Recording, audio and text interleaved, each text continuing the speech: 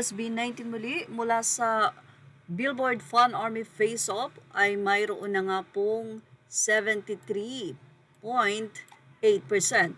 ang nakuhang boto ng SB19 as of 7 a.m. August 6, 2025. So ngayong araw po yan at ayon nga sa mga fans, maintain the leading. So yes, keep on voting. Samantala, marami na nga pong mga article ngayon ang naglabas ng nasabi nga pong viral na kanta ng SB19 with Sarah Geronimo. At mula ito sa G Music ni Sarah G. Collaboration with Sarah G and SB19. Ngayon ay nasa top 4 Billboard na nga ang nasabing kanta.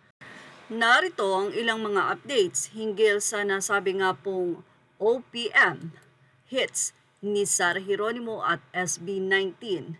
Every OPM song that charted on Billboard World Digital Song Sales Chart ranked by peak position.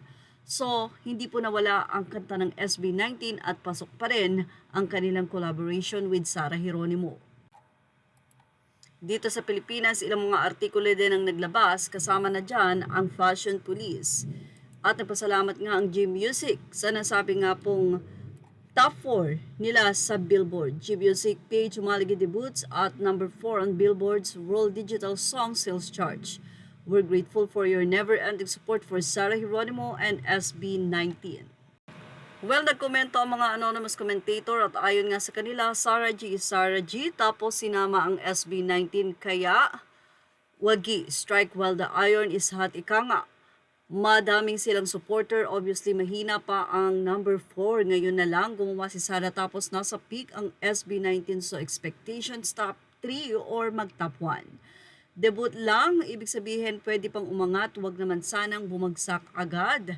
Well, negative naman ang naging say na ito ng netizen. But anyway, narito po ang ilan sa mga nasabi nga pong artikulo na naglabas ng umaaligid Billboard Top 4.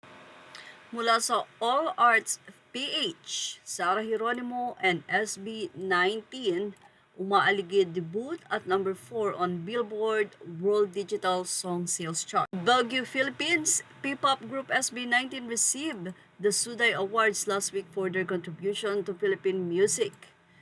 Philip, a member, was featured by Vogue Philippines about his plans, a rapper and rising solo artist.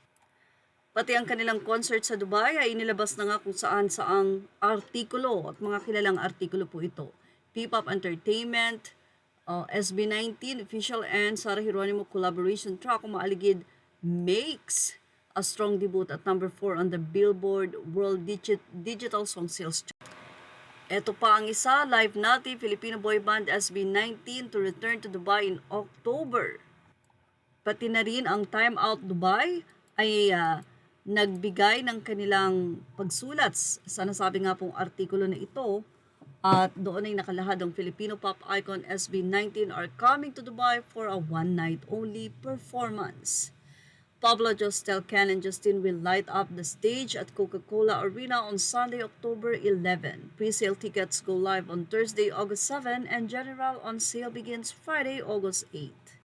Ang sariling atin na ABS-CBN ay nagbahagi din ng kanilang pahayag sa SB19 and Sarah Geronimo Billboard Top 4.